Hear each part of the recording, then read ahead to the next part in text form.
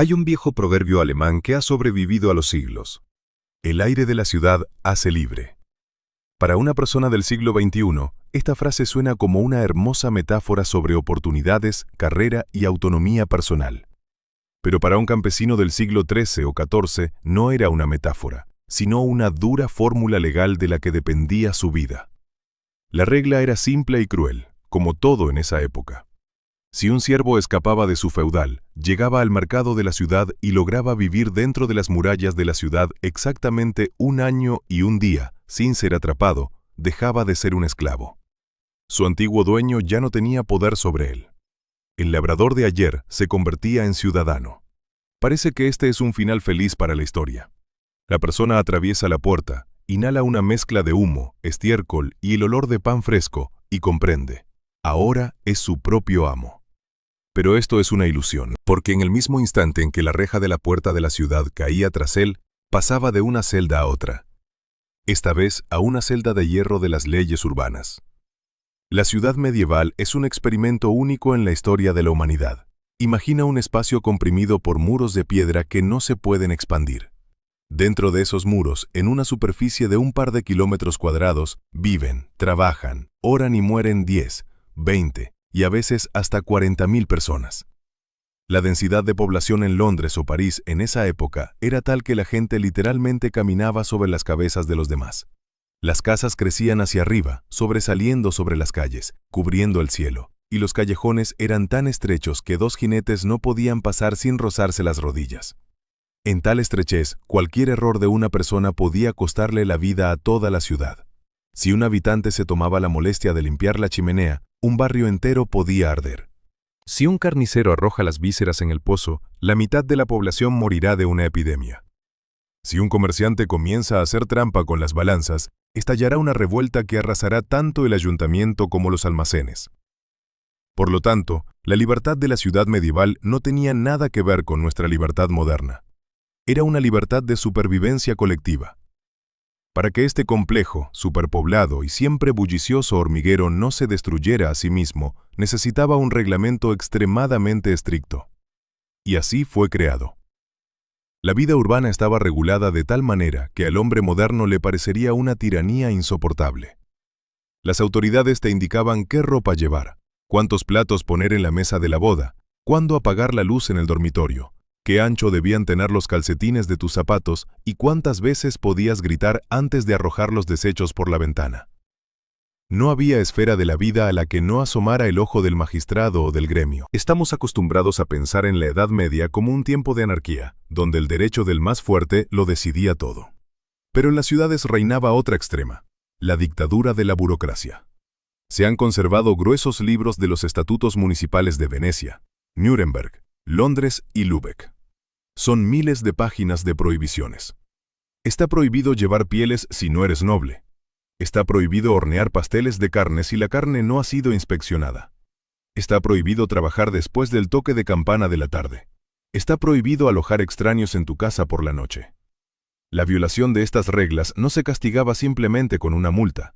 La multa era un privilegio de los ricos. Para los demás existía un espectro de castigos que helaría la sangre. Desde la vergüenza pública en un poste bajo una lluvia de verduras podridas hasta el exilio de la ciudad, lo que significaba, de hecho, una muerte lenta fuera de sus muros. O aún peor, una ejecución dolorosa en la plaza principal, que también formaba parte del proceso educativo. Pero lo más sorprendente de este sistema es que la gente lo aceptaba de manera voluntaria. Ellos soportaban estas limitaciones, elegían por sí mismos los consejos que ideaban estas leyes. Porque la alternativa era el caos de la guerra feudal más allá de las murallas. Los ciudadanos entendían. Este conjunto de reglas, por más mezquinas y despreciables que parecieran, es lo único que separa su civilización de la barbarie. En las próximas 2 horas recorreremos los 7 círculos de este infierno urbano, que los propios habitantes consideraban un paraíso. Analizaremos 7 esferas de la vida donde las leyes eran especialmente implacables. Veremos cómo la ciudad luchaba contra la oscuridad, el fuego, la suciedad, la avaricia y los forasteros. Descubriremos por qué un transeúnte nocturno sin antorcha era considerado un criminal, por qué un panadero podía ser arrastrado por el barro a través de toda la ciudad por un mal pan, ¿Y por qué una mujer no tenía derecho a llevar un vestido con más botones de los que correspondían a su marido? Esta no es una historia sobre... Imagina que estás en el centro de Londres o París a finales del siglo XIV. El sol se inclina hacia el ocaso. La ciudad, que hace apenas una hora zumbaba como un colmenar alterado, comienza a cambiar su ritmo. Los comerciantes apresuradamente recogen sus puestos, los artesanos cierran las contraventanas de sus talleres, las amas de casa llevan a los niños a casa. Todos miran al cielo y se apresuran. En ese momento, sobre la ciudad resuena un sonido que conoce cada habitante, desde el bebé hasta el anciano. Es el repique de la campana de la torre principal. En Inglaterra se le llamaba curfew bell, en Francia, couvre-feu. Este sonido no solo significaba el fin de la jornada laboral. Era una señal de aislamiento total y absoluto. Tan pronto como la campana callaba, las puertas de la ciudad se cerraban. Las enormes hojas de roble, reforzadas con hierro, se cerraban con pesados cerrojos. La guardia levantaba los puentes. Las llaves se entregaban solemnemente al alcalde o al comandante, y hasta el amanecer nadie, ni el rey, ni el obispo, ni el rico comerciante, podía entrar o salir de la ciudad sin un permiso especial y extraordinario. La ciudad se convertía en una caja de piedra sellada, pero lo más aterrador no sucedía en las murallas, sino en su interior. Con el último repique de la campana, entraba en vigor la ley de la noche. A un hombre moderno le resulta difícil entender qué era la noche medieval. Estamos acostumbrados a que nuestras ciudades estén iluminadas por luz eléctrica, con escaparates brillantes y faroles encendidos. En la Edad Media, tan pronto como se ponía el sol, caía una oscuridad absoluta y densa como la tinta. La luna era la única fuente de luz, y si el cielo se cubría de nubes, no podías ver ni tu propia mano extendida. En esta oscuridad, la ciudad se convertía en un territorio hostil. Las estrechas calles torcidas, llenas de baches, excrementos y desagües abiertos, se transformaban en una pista de obstáculos, pero la gente no temía a la suciedad, temían a otras personas. La ley decía, un hombre honesto no tiene nada que hacer en la calle por la noche. Si no duermes en tu cama, significa que has tramado algo malo. En la mayoría de las grandes ciudades de Europa existía una regla estricta. Después del toque de queda, salir a la calle estaba prohibido. Las excepciones se hacían solo para sacerdotes que iban a atender a un moribundo, médicos o parteras. Pero incluso ellos debían cumplir con el principal requisito técnico de la noche: ni un paso sin luz. Una persona que caminaba de noche sin antorcha o linterna era automáticamente considerada un criminal. La lógica de las autoridades era inflexible. Si escondes tu rostro en la oscuridad, eres un ladrón, un asesino o un conspirador. Para mantener el orden, salía a la calle la guardia nocturna. En las películas, a menudo nos muestran a valientes guardias en brillantes armaduras. La realidad era más prosaica y aterradora. La guardia nocturna a menudo estaba formada por los propios ciudadanos que cumplían con su deber, o por mercenarios de la más baja categoría. Eran personas cansadas, irritadas y a menudo ebrias, armadas con alabardas y garrotes. Sus poderes eran aterradoramente amplios. En los archivos se conservan registros judiciales que helan la sangre. Si una patrulla encontraba en un callejón a una persona sin luz, que intentaba huir o simplemente no podía explicar claramente a dónde iba, la guardia tenía derecho a usar la fuerza, y a menudo la usaba con una brutalidad excesiva. Existe un caso legal de esa época. Si un guardia mataba a un transeúnte nocturno que no tenía linterna, era prácticamente imposible responsabilizar al guardia por asesinato. Se consideraba que estaba cumpliendo con su deber de proteger la ciudad. La persona sin luz se había firmado su propia sentencia de muerte. La oscuridad es cómplice del diablo, decían los jueces, y aquel que elige la oscuridad pierde la protección de la ley. Para limitar físicamente el movimiento, se utilizaba otro medio que a menudo se olvida: cadenas. En muchas ciudades, especialmente en Francia y Alemania, colgaban pesadas cadenas de hierro en las esquinas de las calles principales. Con la llegada del toque de queda, funcionarios especiales, los cadenistas, las tensaban a través de la carretera y las cerraban con llave. Esto se hacía para que en caso de un motín o un ataque, la caballería no pudiera irrumpir en el centro, y para que un ladrón, huyendo de la persecución, no pudiera esconderse en el laberinto de callejones. Imagina esta escena: una ciudad bloqueada por cadenas de hierro, sumida en la oscuridad, donde patrullas recorren las calles sucias, listas para matar a cualquiera que no lleve fuego en la mano. Incluso dentro de tu propia casa no estabas completamente libre de las leyes nocturnas. La palabra toque de queda proviene del francés couvre-feu, que literalmente significa cubre el fuego. La ley exigía que, al sonar la campana, se apagara el fuego abierto en todos los hogares. Debía cubrirse con una tapa metálica o cerámica especial con agujeros para que las brasas siguieran ardiendo, pero sin llamas. Esto se verificaba.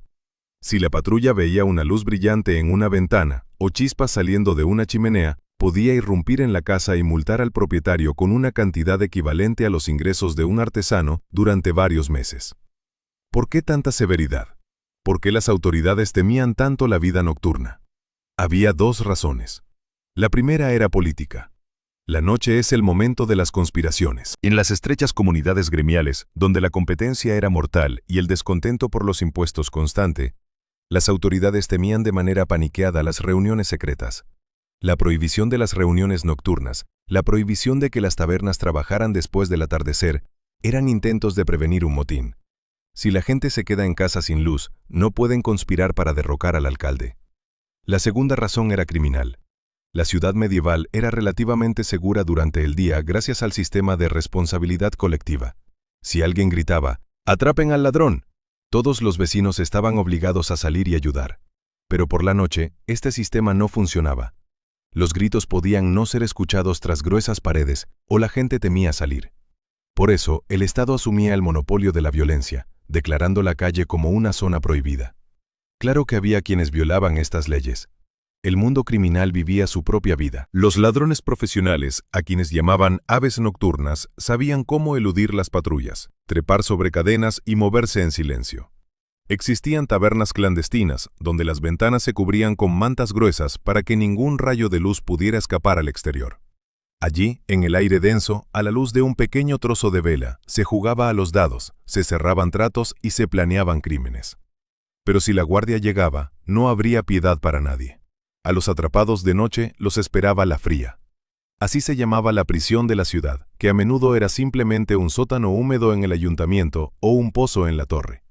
Allí, los infractores esperaban hasta la mañana, aguardando el juicio del alcalde. Y el mejor desenlace era una multa. El peor, un pilar de la vergüenza o el exilio.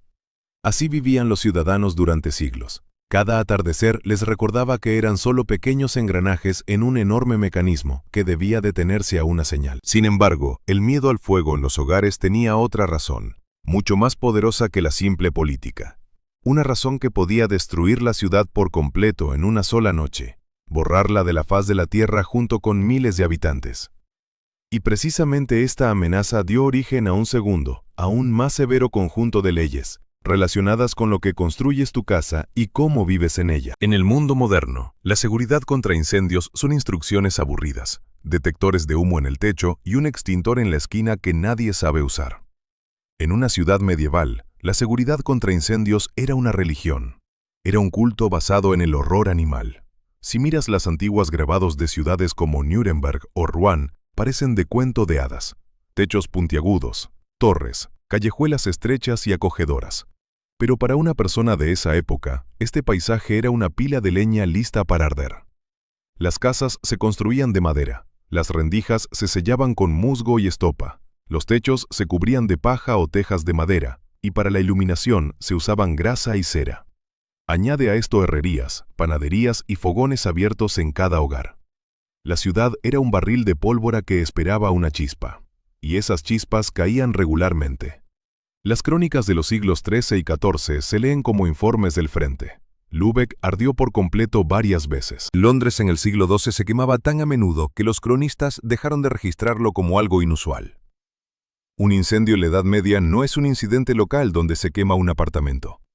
Es un apocalipsis que destruye barrios, borra la historia de las familias y convierte un próspero centro comercial en un campo humeante de cenizas en una sola noche. Fue el miedo al fuego lo que llevó a las autoridades de la ciudad a declarar la guerra a la arquitectura tradicional y a los hábitos de los ciudadanos. Así nació el derecho de la piedra. Fue una de las reformas más amplias y costosas en la historia de Europa. Las autoridades comenzaron a prohibir legalmente la pobreza. El material más barato para techos era la paja. Cada campesino la tenía y mantenía muy bien el calor, pero ardía instantáneamente. A partir del siglo XIII, en Londres, París y ciudades alemanas, aparecen decretos que suenan de manera categórica. Ninguna paja. Las autoridades exigían que se reemplazara por tejas de barro, pizarra o plomo. Imagina la magnitud del problema. Es como si hoy el gobierno emitiera un decreto. Todos los propietarios de casas de madera deben reconstruirlas de inmediato en ladrillo y a su propio costo. Esto provocó una enorme resistencia. La gente era pobre, las tejas eran caras, pero la ciudad fue inflexible. En Londres, ya en 1889, se aprobó el primer código de construcción. Este fomentaba la construcción de muros de piedra entre las casas. Esto es lo que hoy llamamos muros cortafuegos. Si dos vecinos contribuían y construían un muro de piedra común de 3 pies de grosor, la ciudad les otorgaba beneficios fiscales. Las autoridades entendían. Obligar a todos a construir casas de piedra era imposible, pero se podía crear compartimentos de piedra para que el fuego no saltara de casa en casa tan rápidamente. Aquellos que no cumplían enfrentaban medidas draconianas. En algunas ciudades de Alemania existía una ley. Si después de una advertencia el propietario no cambiaba el techo de paja por uno de tejas, la guardia de la ciudad llegaba a su casa y simplemente demolía el techo. Físicamente. En invierno. Se dejaba a la persona al aire libre para que entendiera. Su ahorro personal amenazaba la vida de toda la ciudad. Pero lo más interesante era la ley sobre las acciones durante el mismo incendio. Esta abolía completamente el concepto de propiedad privada. En cada barrio se designaban responsables, que generalmente eran maestros respetados de los gremios. Ellos guardaban las llaves de los almacenes de la ciudad con el equipo, y la principal herramienta para combatir el fuego no era un barril de agua. La herramienta principal era un enorme gancho de hierro en una larga cadena o tronco. ¿Para qué se necesitaba el gancho? Para romper. La táctica medieval para combatir el fuego era brutal, pero efectiva. No es posible apagar una casa de madera en llamas con agua de un balde. Por lo tanto, el objetivo se planteaba de otra manera. No salvar la casa en llamas, sino salvar la ciudad. Tan pronto como un edificio comenzaba a arder, un equipo de bomberos compuesto por vecinos lanzaba ganchos a las casas vecinas, aquellas que aún no estaban en llamas, y derribaba sus paredes. Creaban una zona muerta, una ruptura en la construcción, a través de la cual el fuego no podía saltar. Imagina el horror de la situación. La cocina de tu vecino se incendia. Sales corriendo a la calle, y hacia tu casa completamente intacta corren personas con palas y hachas. Y tienen todo el derecho legal, de hecho la obligación, de destruir tu hogar hasta los cimientos. Y no recibirás ninguna compensación por ello. La ley decía, en el momento del incendio todos los medios son válidos. Los intereses de la comunidad están por encima de los intereses individuales. Aquel que intentara impedir la destrucción de su casa para salvar la calle podría ser asesinado en el acto, y el tribunal absolvería a los asesinos. La responsabilidad por el inicio del fuego era aún más severa. El concepto de accidente prácticamente no existía. Si el fuego comenzaba en tu casa, tú eras el culpable. En la mayoría de las ciudades existía la regla. Si, por tu negligencia, se quemaba la casa de un vecino, debías compensar los daños. Pero dado que las casas eran caras y la mayoría no tenía dinero, el castigo se volvía corporal. Por un manejo imprudente del fuego, se podía expulsar a alguien de la ciudad para siempre. Pero si las autoridades sospechaban de mala intención, un incendio intencionado, entraba en juego el castigo espejo, típico de la Edad Media. A los pirómanos los quemaban. En los antiguos códigos judiciales alemanes se encuentra una norma espantosa. A la persona culpable de incendio intencionado se le ataba y se le arrojaba al mismo fuego que había iniciado. En tiempos más humanos, simplemente se le ataba a un poste en el lugar del crimen y se le quemaba oficialmente, a manos del verdugo. La lógica era mística y jurídica al mismo tiempo. El fuego necesitaba una víctima para calmarse. Las leyes cotidianas también apretaban las tuercas. Cada ama de casa estaba obligada a tener un barreño lleno de agua en la puerta. En verano, durante la sequía, inspectores especiales recorrían las calles y verificaban estos barreños. Si no había agua o estaba en mal estado, se imponía una multa. A los panaderos y cerveceros, aquellos que trabajaban con grandes hornos, se les prohibía establecerse en barrios densamente poblados de madera. Eran desplazados hacia el río o las murallas de la ciudad. Además, se les prohibía hornear pan y elaborar cerveza por la noche, cuando los ciudadanos dormían y no podían notar el humo. Existían prohibiciones estacionales. En los calurosos meses de verano, en algunas ciudades de Francia, los pregoneros anunciaban una prohibición total de encender fuego en las viviendas. Cocinar alimentos calientes solo se podía hacer en panaderías públicas o en cocinas especialmente equipadas fuera de las áreas densamente construidas. Imaginen, no pueden hervir agua en su casa porque el alcalde teme que quemen el barrio. Pero incluso estas drásticas medidas no siempre funcionaban. La historia del urbanismo medieval es la historia de las cenizas. Sin embargo, fueron estas leyes las que transformaron el rostro de Europa. Gracias a ellas, las ciudades poco a poco se revestían de piedra. Las casas de entramado de madera, donde el armazón de madera se llenaba de piedra y arcilla, se convirtieron en un compromiso entre seguridad y economía. Los techos de tejas que tanto amamos en las fotografías de Praga o Tallinn no son solo estética. Son un monumento a la lucha medieval contra el fuego. Las junglas de piedra se volvían más seguras en términos de incendios, pero la densificación de la construcción y el crecimiento de la población generaron otro problema. Un problema que mataba más silenciosamente, más lentamente, pero con mucha más certeza que el fuego. Cuando miles de personas viven en un pequeño terreno, comen, beben y hacen sus necesidades, la ciudad se convierte en un gigantesco pozo de excremento. Y para no ahogarse en sus propios desechos, fue necesario inventar el derecho de la suciedad. Si hubiéramos inventado una máquina del tiempo y nos hubiéramos trasladado a la París, Londres o Colonia medievales, lo primero que nos impactaría no sería la vista de las catedrales góticas ni el sonido de las campanas. Sería el olor. Un olor denso, como una pared, que haría que los ojos de una persona moderna se llenaran de lágrimas y le faltara el aliento. Pero es un error pensar que las personas medievales disfrutaban de la suciedad o que no la notaban. Por el contrario, los archivos de las ciudades están llenos de miles de demandas, quejas y decretos relacionados precisamente con la lucha contra los desechos. La gente odiaba el hedor tanto como nosotros. Simplemente estaban en guerra con la biología, armados solo con una pala de madera y una dura ley. El principal problema de la ciudad no era la basura en nuestro entendimiento. El plástico y los envases no existían entonces. El problema eran los desechos biológicos. Imagina una ciudad de 20.000 habitantes, además de caballos, gallinas, gansos y cerdos. Cada día, este biocenosis producía toneladas de estiércol y excrementos. ¿A dónde llevar todo esto en una ciudad sin alcantarillado? Aquí entra en juego la famosa y a menudo malinterpretada costumbre de verter aguas residuales por las ventanas. Todos hemos oído estas historias. Una persona camina por la calle y de repente le echan el contenido de un orinal en la cabeza. Los historiadores confirman, esto ocurría. Pero no era la norma, era una violación que se combatía. En la mayoría de las ciudades existía una estricta prohibición. Verter desechos por las ventanas a la calle durante el día estaba categóricamente prohibido.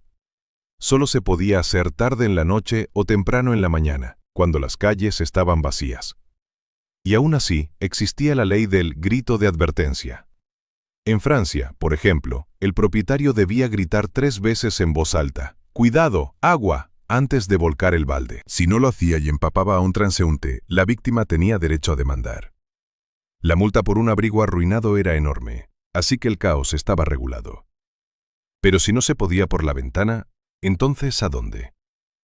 En cada casa, generalmente en el patio trasero o en el sótano, se cavaba un pozo de desechos.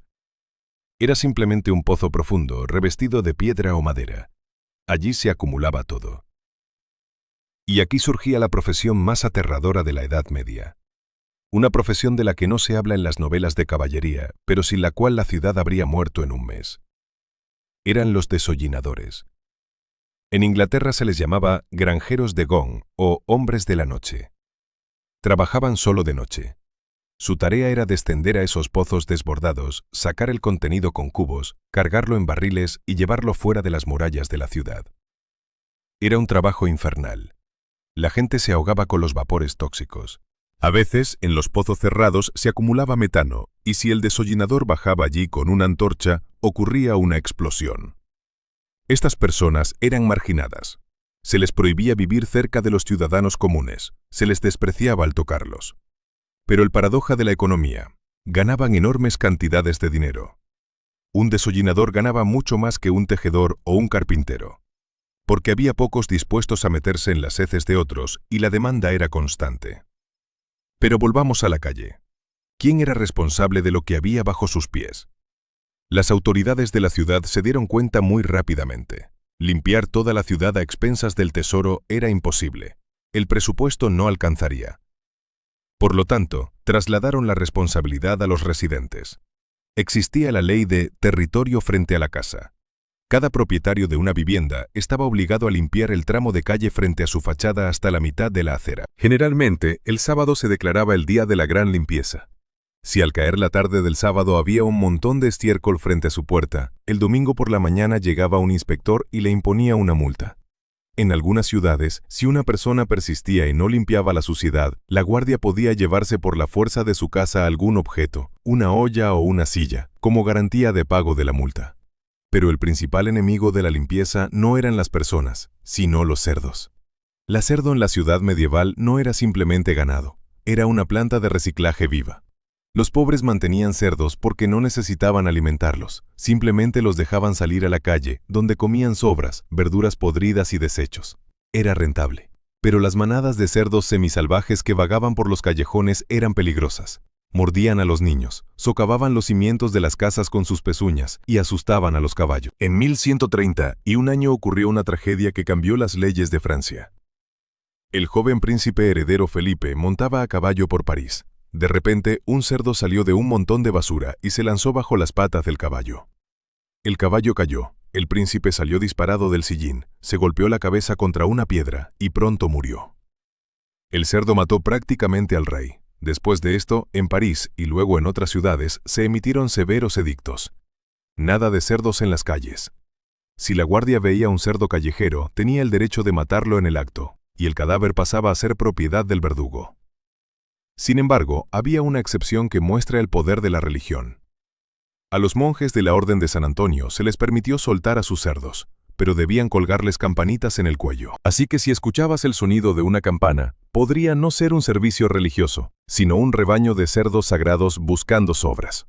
¿A dónde iba toda esa suciedad de las calles? En el centro de las calles adoquinadas se hacía un canal. Durante la lluvia, las corrientes de agua arrastraban todo el contenido hacia abajo, hacia el río. Por eso en el protocolo medieval había una regla importante. El lugar de honor estaba junto a la pared de la casa. Allí estaba más seco y limpio, y había menos riesgo de que te echaran algo desde arriba. Y quien tenía un estatus más bajo debía ir por el borde, más cerca de ese fétido canal en el medio. La expresión acercar a la pared tiene también este trasfondo cotidiano: ocupar el mejor lugar en la calle. Un dolor de cabeza aparte eran los carniceros y pescadores. Se les prohibía arrojar despojos dentro de la ciudad, pero a menudo violaban la ley, arrojando intestinos y sangre directamente al río, del cual las personas río abajo tomaban agua. En Londres, en el siglo XIV, los habitantes escribían quejas al rey, diciendo que el Támesis en algunos lugares estaba tan atestado de desechos de mataderos que el hedor penetraba incluso en el palacio real y envenenaba el aire. Se impusieron enormes multas y se crearon zonas especiales para el vertido de desechos, que durante la marea baja eran arrastrados al mar.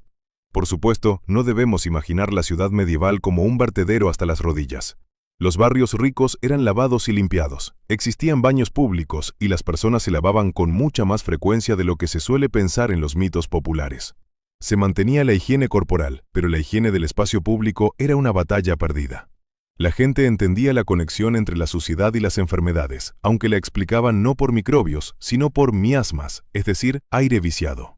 Intentaban luchar contra ello, pero la densidad de población prevalecía. Y si con la suciedad bajo los pies aún se podía convivir, simplemente usando altos zuecos de madera, con la suciedad en el plato no se podía tolerar. Cuando la ciudad crece, el productor de alimentos y el consumidor dejan de conocerse cara a cara. Y esto abre la puerta a los crímenes más descarados. La siguiente esfera de leyes se refería a lo que entraba en los estómagos de los ciudadanos, y las penas allí eran, quizás, las más humillantes en toda la historia del derecho. Hoy, al comprar pan en el supermercado, miramos la fecha de caducidad. En la Edad Media, la gente miraba a los ojos del panadero, y a menudo veía allí miedo. El mercado era el corazón de la ciudad. Era el único lugar donde el dinero circulaba, donde las noticias se propagaban más rápido que el fuego y donde la supervivencia de miles de personas dependía de la honestidad de unos pocos comerciantes. En un contexto donde no había refrigeradores, conservantes ni estaciones de sanidad, la comida era una cuestión de vida o muerte en el sentido más literal. La carne en mal estado o la cerveza diluida con agua sucia podían matar a un vecindario más rápido que la peste. Por eso, los crímenes contra la comida eran considerados unos de los más graves. En la jerarquía de los pecados urbanos, engañar a un comprador o venderle pescado en mal estado era peor que robar una billetera. El ladrón roba dinero, mientras que el comerciante deshonesto roba la salud de la sociedad. La figura más regulada en la ciudad era el panadero. El pan era la base de la dieta, lo comían todos, desde los pobres hasta los obispos. Y eran los panaderos quienes más a menudo intentaban hacer trampa. La harina era cara, y la tentación de hacer una barra un poco más pequeña de lo debido era grande. Para frenar esto, en Inglaterra, ya en el siglo XIII, se aprobó la famosa ley Asis de pan y cerveza. Esta ley vinculaba el precio del pan al precio del grano. El panadero no tenía derecho a fijar el precio por sí mismo, recibía una ganancia fija. Si el grano subía de precio, la barra se hacía más pequeña, pero costaba lo mismo. ¿Pero cómo comprobar el peso de cada barra? Las autoridades municipales realizaban redadas sorpresivas. Los funcionarios recorrían el mercado con pesas de referencia. Si se descubría que el pan era más ligero que el peso declarado, la pena no solo era severa, sino que era teatralmente humillante. En Londres existía un ritual especial para los panaderos estafadores. Al culpable lo ataban a un trineo de madera o a una rejilla que era tirada por caballos. Le colgaban del cuello la misma barra que no había alcanzado el peso, como una medalla de deshonra. Y en tal estado lo arrastraban por las calles más sucias de la ciudad. La multitud tenía todo el derecho, y con gusto ejercía ese derecho, de arrojarle barro, huevos podridos y estiércol. Este castigo no golpeaba el cuerpo, sino la reputación. En la estrecha sociedad medieval, perder un nombre honorable significaba la bancarrota. Después de tal paseo, nadie compraba más nada al panadero. Precisamente por este salvaje miedo a la ley nació el concepto que conocemos hasta hoy, docena maldita o docena de panadero. Son 13 piezas. Los panaderos, temiendo que su pan se secara o que accidentalmente resultara más ligero de lo normal durante la inspección, siempre daban a los mayoristas una 13ª pieza gratis, como un extra. Era mejor entregar un producto adicional que ser arrastrado en un trineo por las alcantarillas de la ciudad. El segundo producto estratégico era el ale o la cerveza. A menudo escuchamos que en la Edad Media todos bebían alcohol, incluso los niños. Esto es cierto, pero la razón no era la embriaguez. El agua de los ríos y pozos en la ciudad era peligrosa, estaba llena de bacterias.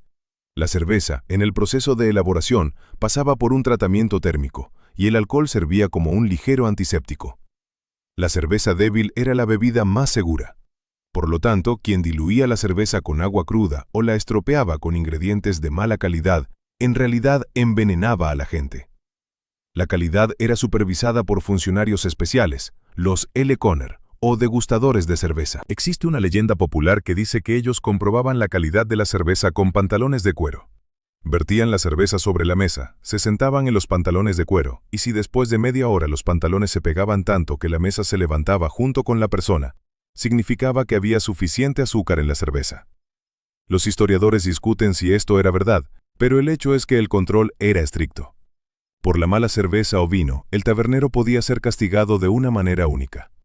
Lo ataban a una silla y públicamente lo empapaban con su propia bebida. O eran obligados a beber hasta que se sintieran mal. En París, el comerciante de vino que vendió vino agrio fue condenado a estar en el pilar de la vergüenza, y ese vino le era derramado sobre la cabeza vaso tras vaso. Se libraba una guerra separada contra los revendedores. La ciudad medieval odiaba a los especuladores. Existían 3 palabras terribles para cualquier comerciante: forestalling, regrating y engrossing. El forestalling es la interceptación de mercancías. Imaginen, un campesino lleva una carreta con repollo a la ciudad. Un astuto revendedor lo encuentra a 1 kilómetro de las puertas de la ciudad.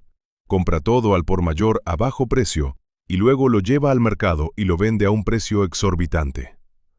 Esto estaba estrictamente prohibido. La ley exigía que la mercancía llegara al mercado abierto, y cada ciudadano tenía la misma oportunidad de comprarla a un precio justo. Los atrapados en este asunto eran multados de tal manera que se quedaban sin pantalones. Los carniceros también estaban en la mira. La venta de carne de animales caídos o carne en mal estado era castigada severamente. En algunas crónicas alemanas se describe el castigo. El carnicero era llevado al pilar de la vergüenza, y alrededor de él se encendía una hoguera con la misma carne podrida que intentaba vender. Él se asfixiaba en el humo y el hedor de su propio crimen. Todo esto creaba una atmósfera de desconfianza total y control absoluto. La plaza del mercado era el escenario donde cada día se representaban dramas de revelación. El comprador sabía que no solo lo protegía la conciencia del vendedor, sino el miedo del vendedor ante la visita del inspector. Cada peso, cada arshín de tela, cada jarra de cerveza debía tener el sello de la ciudad. Sin este sello, no se podía comerciar. Pero si el mercado protegía al comprador del vendedor, había una fuerza que protegía a los vendedores entre sí y del mundo exterior. Y esa fuerza era aún más poderosa y despiadada que el Consejo Municipal. Eran los gremios y las cofradías. Para comerciar o trabajar no era suficiente con ser honesto. Era necesario pertenecer a los de casa. Si no eras miembro del club, no eras nadie. El siguiente capítulo de nuestra historia trata sobre cómo los sindicatos se convirtieron en una mafia que sofocaba el progreso, pero brindaba a sus miembros un sentido de seguridad que no tenía nadie más. En el mundo moderno, oramos por la innovación. La persona que encuentra la manera de trabajar más rápido, más barato y mejor se convierte en un héroe, aparece en las portadas de las revistas y gana miles de millones. En una ciudad medieval, tal persona arriesgaba encontrar su final en una zanja con la garganta cortada. O, en el mejor de los casos, ver cómo su invento era destrozado a martillazos en la plaza principal. Bienvenido al mundo de la dictadura de los gremios.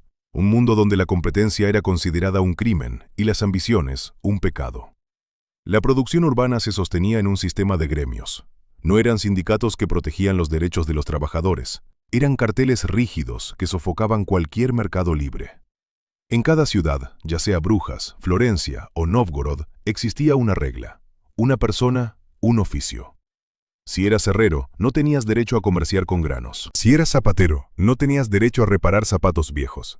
Ese era trabajo para otro gremio, el de los traperos. El objetivo principal del gremio no era el desarrollo, sino la estabilidad. El ideal era la igualdad universal en la pobreza. Ningún maestro debía enriquecerse tanto como para arruinar a sus vecinos. De aquí provienen muchas leyes extrañas. Por ejemplo, la prohibición más estricta de la publicidad. Se prohibía al maestro atraer compradores, agarrarlos por las mangas en la calle o gritar que su producto era mejor que el del vecino. Las vitrinas debían tener el mismo tamaño. Los precios, fijos. Si bajabas el precio para atraer clientes, te multaban por dumping. Si lo subías para ganar en calidad, te multaban por avaricia.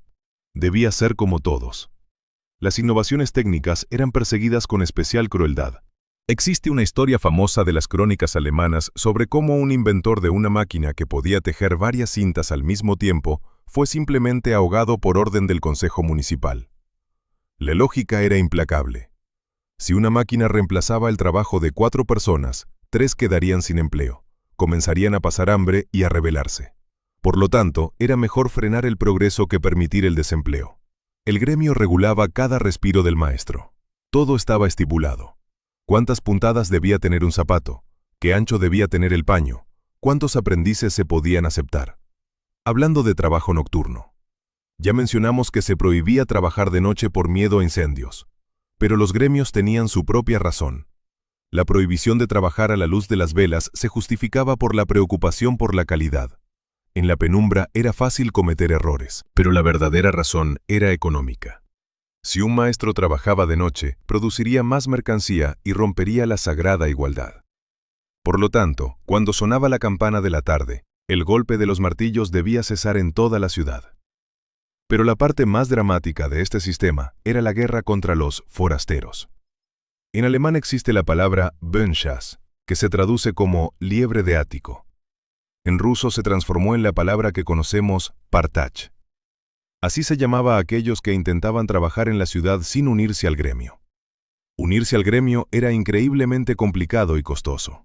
Se necesitaba años de ser aprendiz, soportar golpizas, luego trabajar como oficial, vagar por otras ciudades, y solo después, tras pagar una enorme cuota y organizar un banquete para todos los maestros, presentar un examen. El trabajo del examen se llamaba obra maestra. A menudo, los maestros mayores hundían intencionadamente a los jóvenes, fijándose en los detalles para no crear competencia. Aquellos que no podían seguir este camino se iban a la clandestinidad. Trabajaban en áticos, en sótanos, en secreto, tras persianas cerradas. Estos eran los partaches. Vendían su mercancía más barata, a menudo la hacían más rápido, y los gremios libraban una verdadera guerra contra ellos. Los maestros tenían el derecho legal de realizar redadas. Un grupo de respetados zapateros o tejedores irrumpía en la casa del supuesto paratach, rompía sus herramientas, confiscaba su mercancía y lo golpeaba a él mismo. Las autoridades hacían la vista gorda. El paratach estaba fuera de la ley, robaba el pan común. Este sistema creaba un círculo vicioso. Los hijos de los maestros se convertían fácilmente en maestros por derecho de nacimiento, mientras que una persona talentosa de fuera se encontraba con un techo de cristal. En la Baja Edad Media, los gremios se convirtieron en castas cerradas, donde la entrada estaba prohibida para los forasteros. También había limitaciones completamente absurdas. Por ejemplo, en algunas ciudades existía un límite en la cantidad de herramientas. Un tejedor no podía tener más de 2 telares. Incluso si tenía 10 hijos y una casa grande, no podía. Porque entonces se convertiría en una manufactura y aplastaría a los solitarios. Pero a pesar de su crueldad y rigidez, este sistema le daba a la persona una sensación de seguridad. Si ingresabas al gremio, estabas protegido. La guilda ayudaba a las viudas de los maestros, pagaba los funerales, los rescataba de la esclavitud. Era una segunda familia, de la que no podías despedirte, pero que no te dejaría morir de hambre. Los maestros controlaban la producción, pero las autoridades municipales fueron aún más lejos.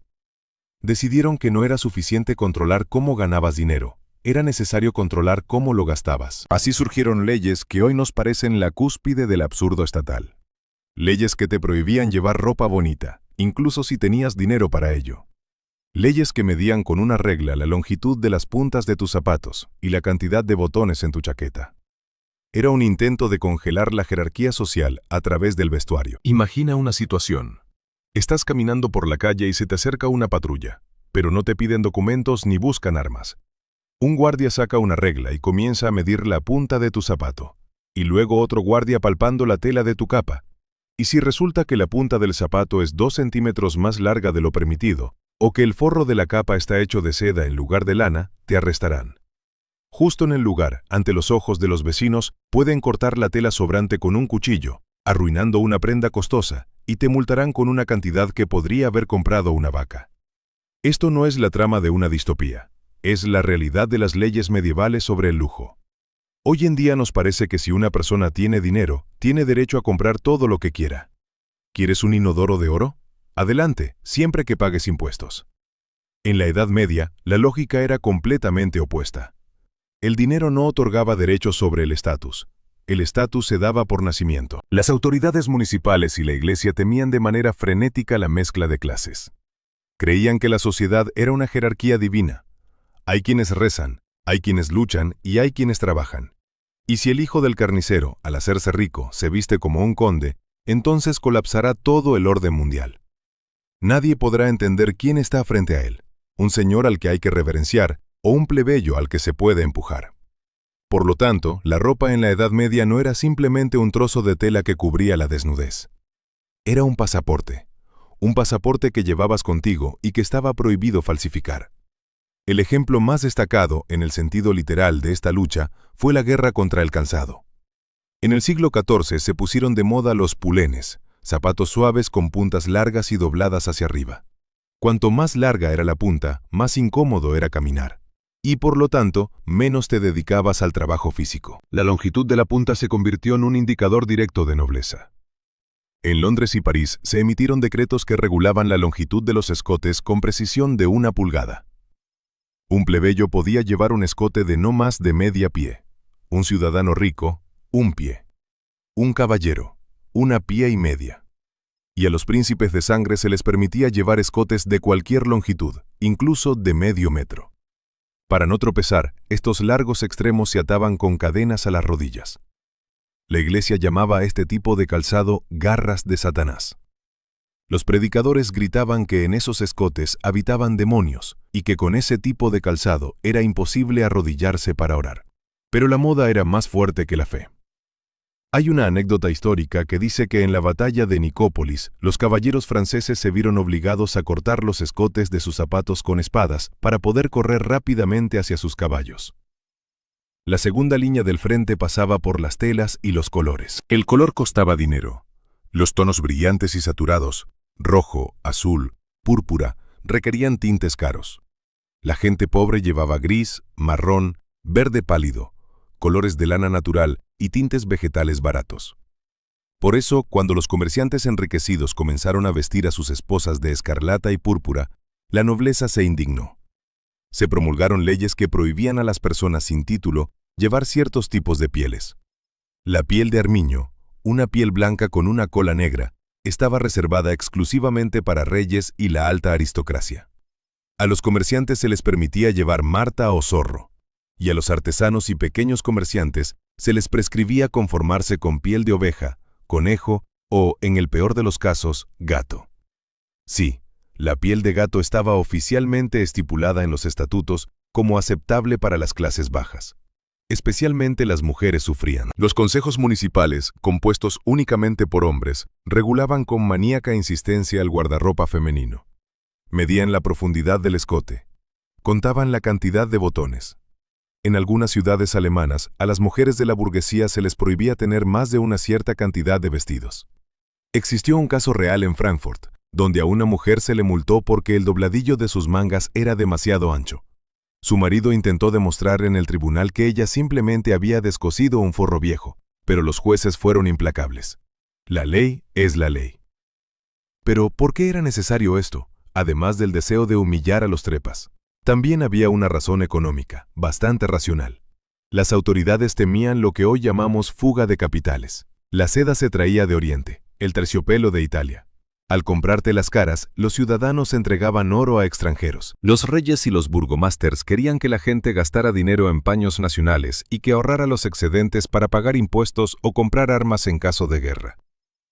Por lo tanto, se limitaban no solo las prendas, sino también la comida. Suena increíble, pero existían leyes que prohibían servir demasiados platos en la mesa. En Francia había un decreto que permitía en una cena formal servir no más de 2 cambios de platos, y en cada cambio no más de un tipo de carne.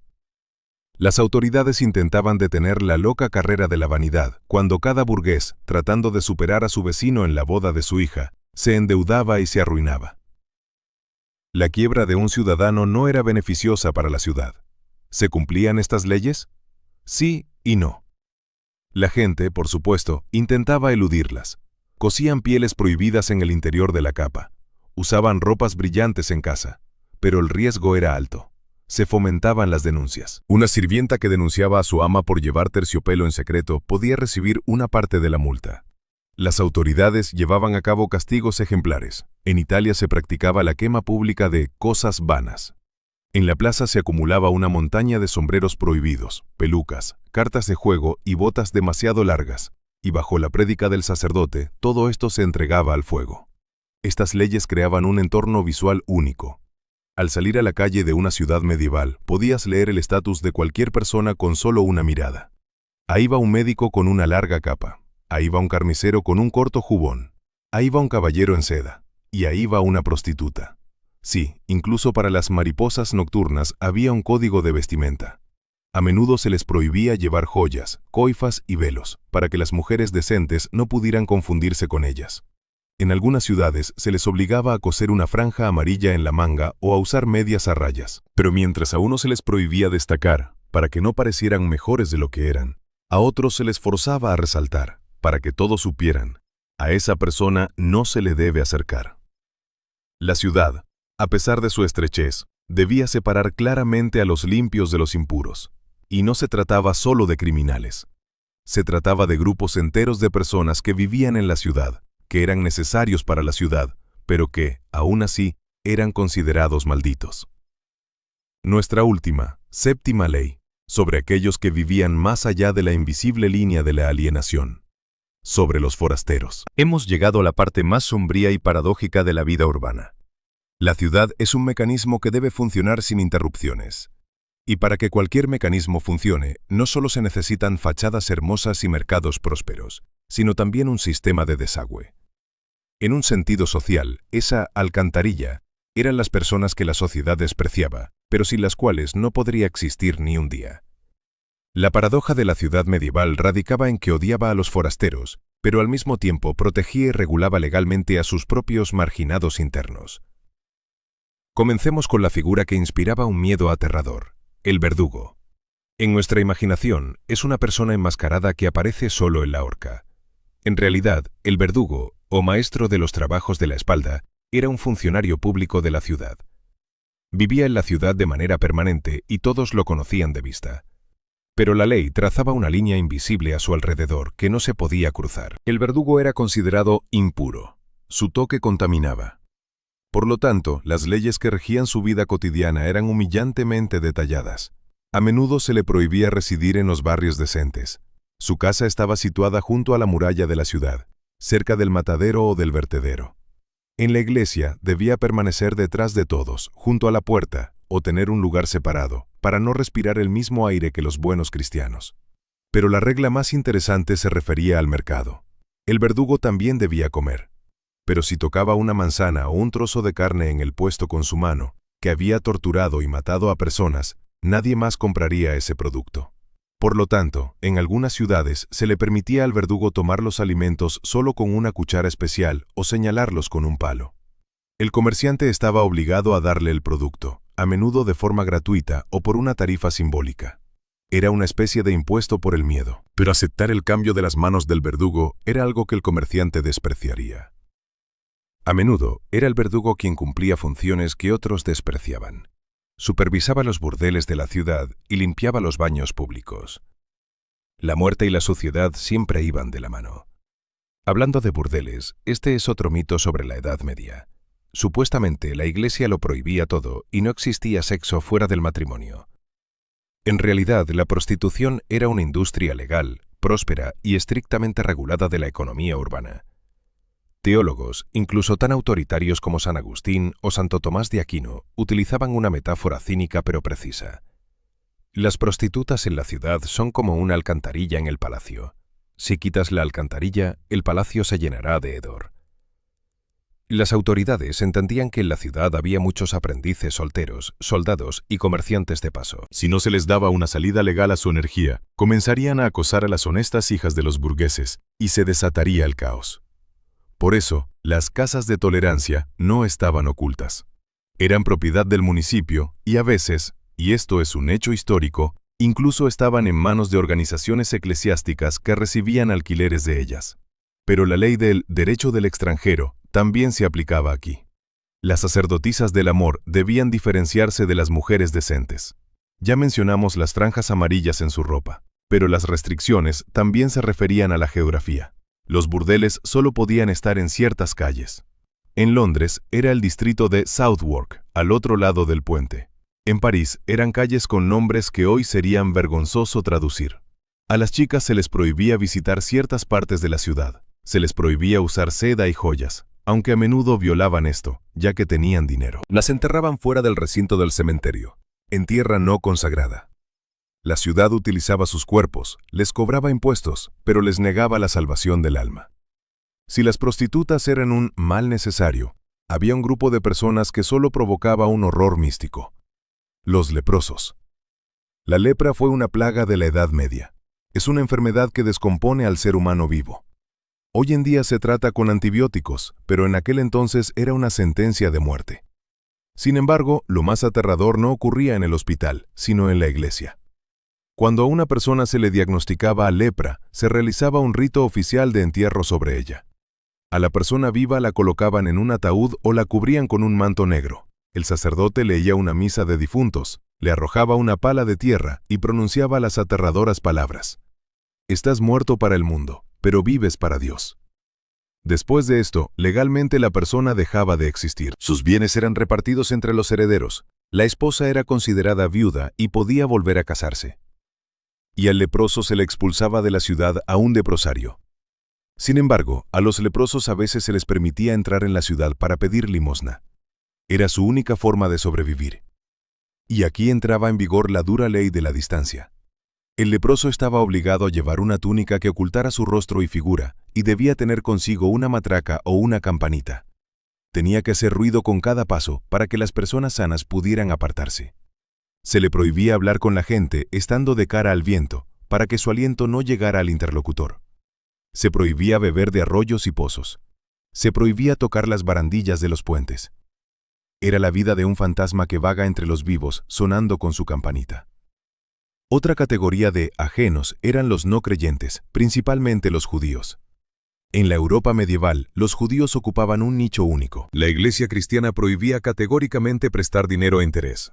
Esto se llamaba usura y se consideraba un pecado mortal, porque el usurero comercia con el tiempo, y el tiempo pertenece a Dios. Pero la economía no puede vivir sin crédito. Los comerciantes necesitan capital de trabajo, los reyes necesitan dinero para la guerra, los campesinos para el grano. A los judíos, a quienes no se les aplicaban las prohibiciones de la Iglesia, se les permitió dedicarse a este negocio. Se convirtieron en los banqueros de la Edad Media, pero pagaron un precio terrible por ello. Jurídicamente, los judíos a menudo eran considerados propiedad de la corona. El rey podía protegerlos, pero también podía despojarlos o expulsarlos en cualquier momento, saldando así sus deudas. En las ciudades existía la ley del gueto para ellos. Los judíos estaban obligados a vivir solo en un barrio, que por la noche se cerraba desde afuera, al igual que la ciudad misma. Era una prisión dentro de una prisión.